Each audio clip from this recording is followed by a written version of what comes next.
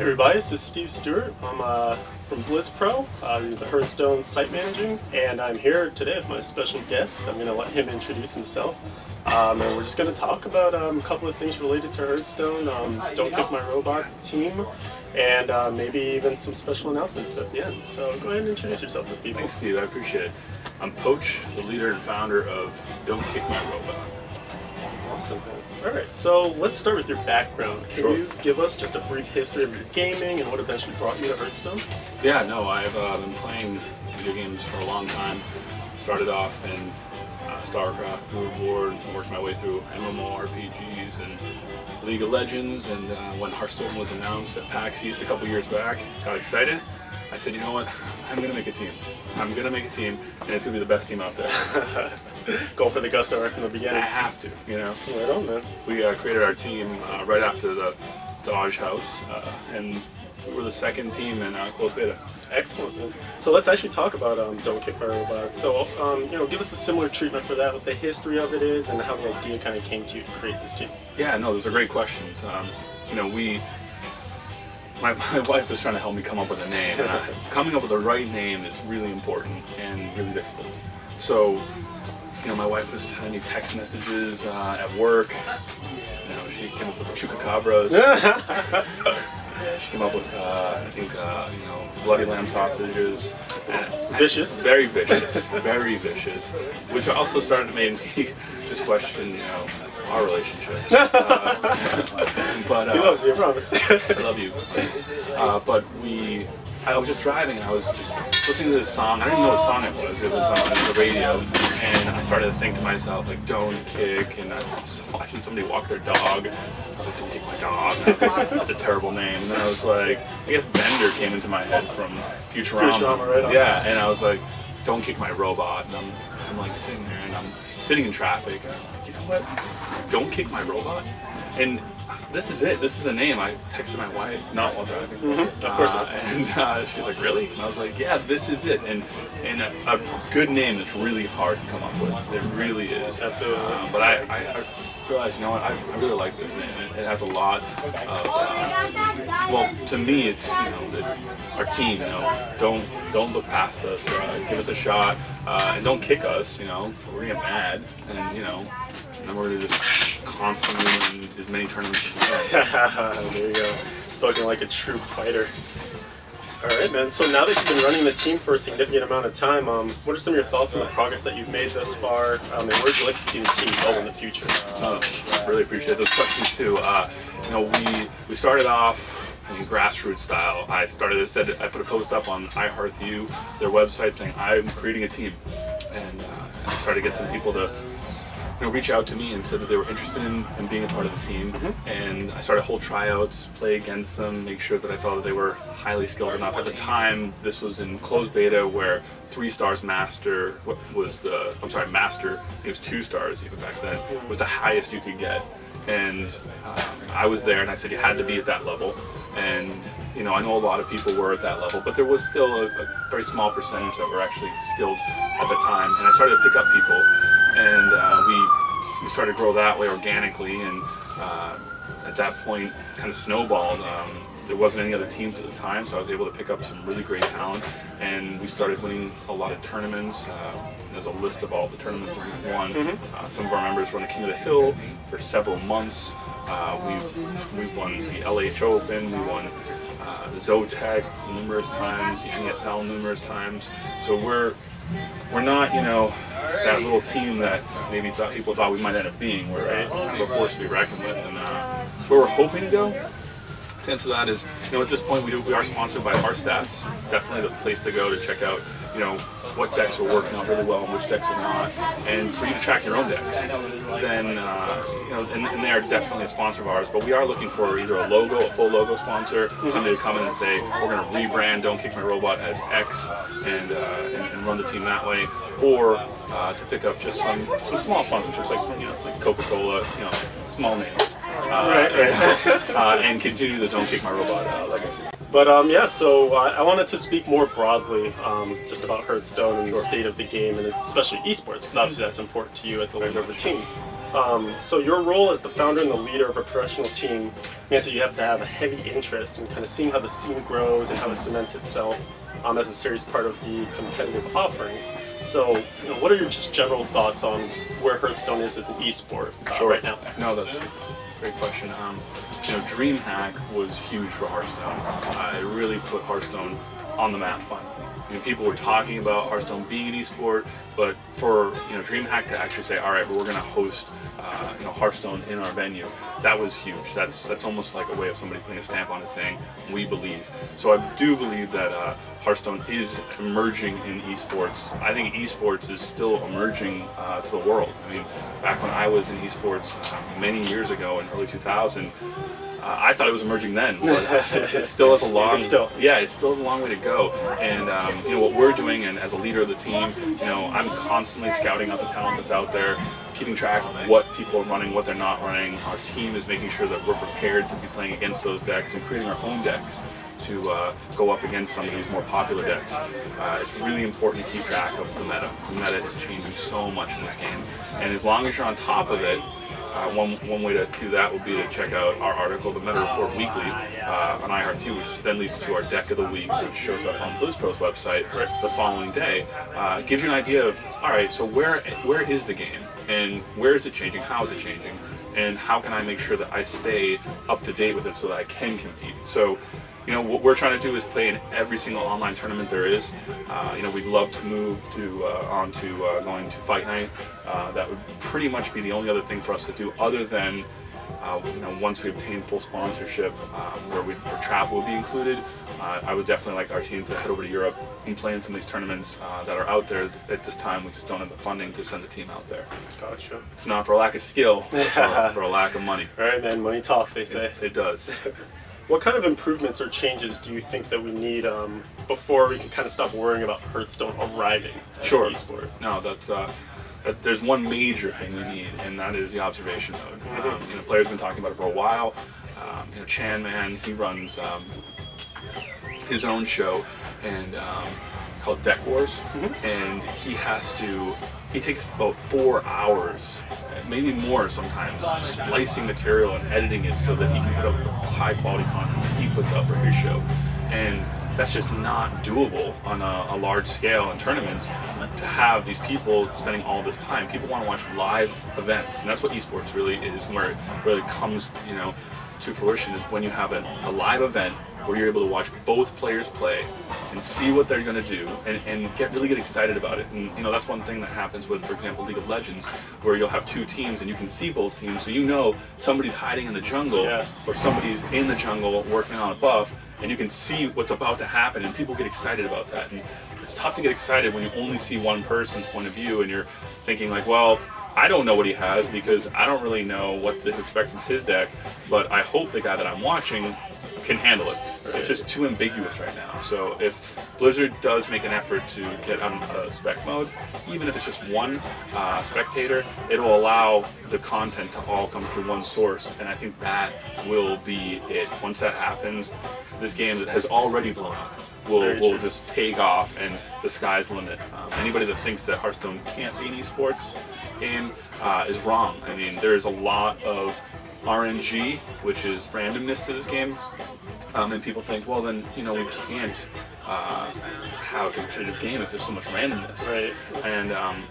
And Reynard had a conversation in an interview recently where he defends what a lot of us have defended about the randomness about the game, is that there is some things you can control and there's some things that you can't control, and the better players will win more often than the players that are just looking for that RNG in order to take away the win.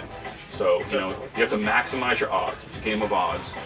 Like poker, you have to maximize those odds by playing the best possible deck you can play to beat the deck that you're going up against, and having the right class, right types of cards inside your deck, so that okay, well, if I'm running 2 of this card versus 1 of this card, I have a higher percentage chance of pulling this card out of my deck. So that's where I think the game differs a little bit from games like Magic, where the deck size is a little bit bigger. So you might see, seeing 1 of a card is a gamble sometimes in Hearthstone. Unless you have the draw machine. Definitely agree. Okay.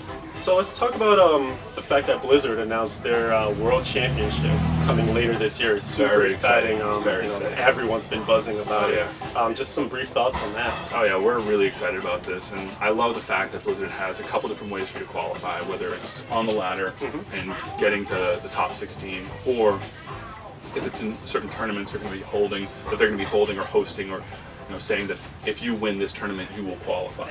So it gives a chance for the people that can't grind all the way down but are great players to be able to still compete in this tournament. And I think it's really going to give the community what they're looking for, which is to see the best players playing this game. So while this is a tournament, specifically to find the single best player in the world, as the leader of a team, would you like to see sort of more support for that team-oriented kind of tournament, or like 2v2 play style? Yeah, no, that's a great question.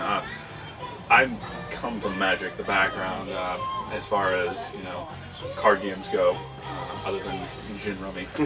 So that being said, I think that the team seems pretty cool. If you could do 2v2, I know that in Magic, you might have a table where you might have 2v2, where both of us have a deck of cards and we're both trying to beat the other team on the other side of us. I know my team and I, we've talked about this, we're not really too keen on have the whole team work together on one deck against the whole team working together on another deck, just because there's a lot of thoughts on what should be done and what shouldn't be done, and I just don't think that there's as much value there in finding who the top team is, as far as I built this deck and I can synergize well with your deck, versus just 4 people trying to play the best they can out of one deck. Gotcha. Okay, no, that makes sense to me. I want to switch gears to talk about Hearthstone, like the game itself. How have you and the team felt about the developments, from beta, closed beta, open beta, to the official launch, just what we've seen come out of the development? Sure. No, I think that Blizzard's doing a tremendous job in what they've done so far, from my team starting in closed beta all the way up to the game being released. There's a lot of changes that happened to the cards, and these cards now, didn't function the same way as they did before. For example, there was something that is used in Warlocks called a Blood Imp. And Blood Imp gives 1 health randomly to another minion on the board, as long as it's yours. Well, before, Blood Imp used to give 1 to all of your creatures that were on the board. So OP. Yes. But what's funny is that when we were playing, we really didn't think it was OP. We were right. like, there you go. This is how it's supposed to be. This is how it's supposed to be. But now, you look back and you're like, wow, oh my goodness, how did that happen? Who let that happen? But Blizzard is, they had an opportunity to make changes and fix the cards so that they run better, and they run better in the current meta, which the current meta is created by the changes they make. And what also is interesting is that there hasn't been any other booster packs, because it's a game that just came out. So some people are thinking, well, why aren't there boosters yet? It just came out. Yeah, people forget. Yeah, it's a new game. It's a new game, and these changes that they made really have made the game even more fun, we found, and changed the way that it was played from when it first came out till now. And we're excited about expansions down the road, because eventually they will do that. But unlike Hearthstone, games like Magic or Pokemon, the set eventually becomes obsolete and you have to play the newer sets. And over the course of time, with this going from closed beta to open beta to live, we've had an opportunity to almost play 3 different versions of the same game with all the changes it made. It's pretty cool. Yeah, and I guess that's something specific to the digital format too, because they can go in and edit these cards and whatnot. Change the code. But something that we just found out pretty recently, after PAX, is that they're going forward with the first adventure, Curse of Naxxramas. That's pretty exciting. Very exciting stuff. We're totally stoked on that right now. And one of the things that sort of came out of the conversations we had with the developers there is that they didn't want to make so many more changes once the game was official live. The cards that are there are the set cards. Sure. But they wanted to perhaps create counters or things to, that are kind of stuffing up the meta based on these new expansion sets. So, you guys have had some opinions on the cards as they've been released. Anything that you want to just briefly touch on in terms of what you like out of Naxxramas so far? I mean, we're excited about Naxxramas Naxxramas coming out. It's really cool because it's we have some ideas on some cards that are currently in the game that really aren't able to be used, and this is going to allow us and allow the community to make totally different decks. And it's scary and it's also exciting at the same time because the first tournament where these cards are in, we are going to see some stuff that no one's ever seen before. It's going to be wild. It's going to be wild for the first couple of weeks, definitely. And once people start to settle in and figure out how to, use, certain cards, that'll stop. And there might be a card or two that Blizzard releases that they might find is too OP and make a change.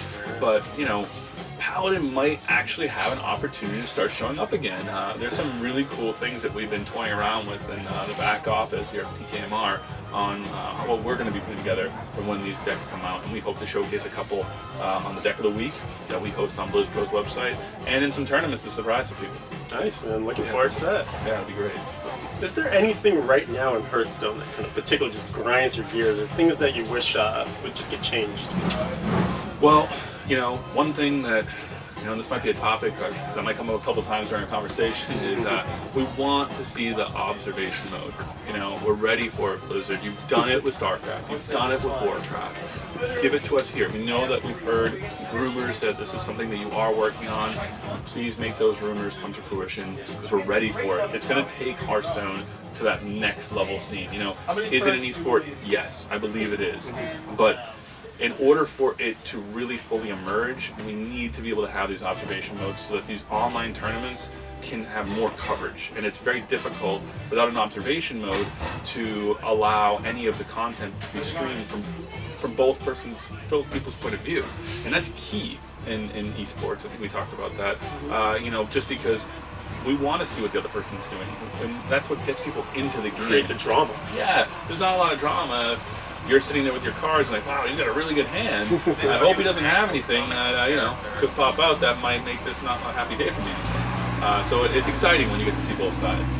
I think the best case of that is if you find two streamers online at the same time playing each other in the same game, which is very unlikely. But it has happened with DKMR and some of the other streamers that are out there.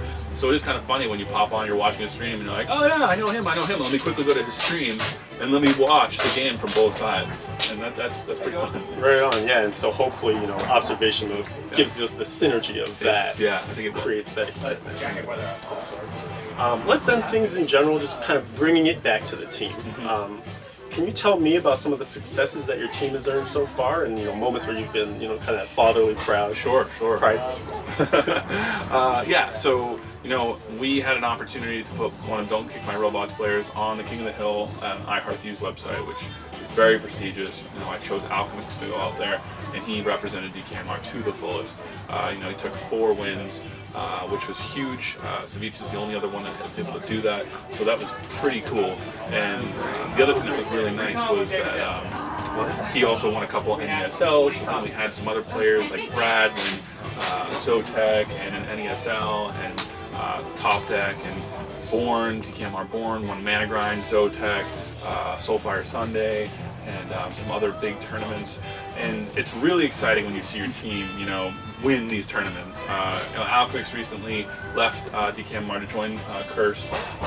Clearly he did well enough to catch some people's eyes. So he's just like, I want that guy. Savich realized that if somebody else can go 4 wins in King of the Hill, maybe he's somebody that we need. So they picked up Alchemix, and we wish them the best there with Curse. But every time my guys show up, Brandis recently won the NESL. Atlanta was able to go to the King of the Hill on the NESL to play in that. We have a phenomenal team, and I am super proud of them. And I tell them this every time they go into a tournament. I am proud of you. Do your best, and that's all that really matters. And we practice enough that I feel confident that when we go into tournaments, we're going to show up and we're gonna do well. We're gonna get far, cool. And we do. Awesome. I got to ask the hard question on the other side too. Can you talk about some of the moments where maybe falling down and just like, we could be doing so much better than this. Sure, definitely. Let's go back to last night. That's painful. It was a painful night last night. We played in the Zotac Cup, which we love that cup. It's probably one of the best cups out there, just for format-wise. It's a King of the Hill style, so you win, you keep your deck, you lose, you have to pick a different deck and a different class, and we feel like that gives us the best possible chance with the little amount of RNG and you know, my team got to the quarterfinals, and every single one of my guys lost to the same guy. You know, Raccoon. You know, I got to give him props. I'm never going to say anything negative about somebody that, especially, can take out 3 DKMR guys alone. He did a great job.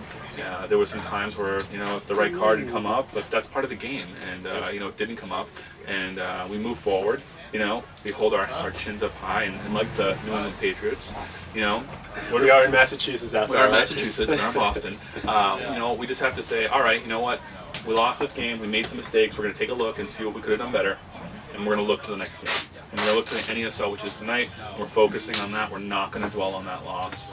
So I try to emulate, you know, little Bill Belichick, you know, in my coaching style, and I do feel like I'm a tiny bit more vocal than him. But yeah, you know, we're just going to kind of look past this. We took a look at what we did wrong. We're going to make some changes. We're going to execute next time.